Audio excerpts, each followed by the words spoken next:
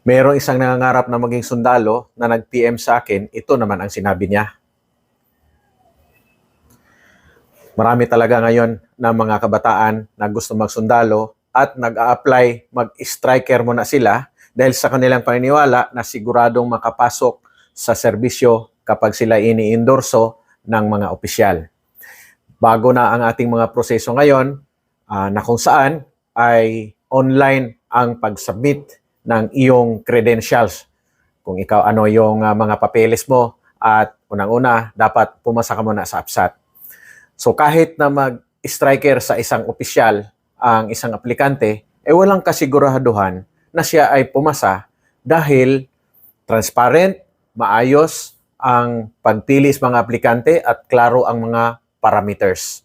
At kung ikaw ay inendorso ng isang opisyal, titingnan pa rin, babalik tayo doon. Siya ba ay pumasa doon sa mga parameters na yon?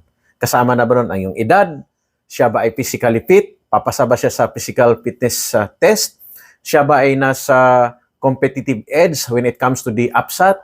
At kung ang kanyang educational background sa kanyang skills ay siyang hinahanap ng Philippine Army. Kaya dong, sorry, kahit magtrabaho ka sa akin, walang kasiguraduhan na makapasok ka sa serbisyo.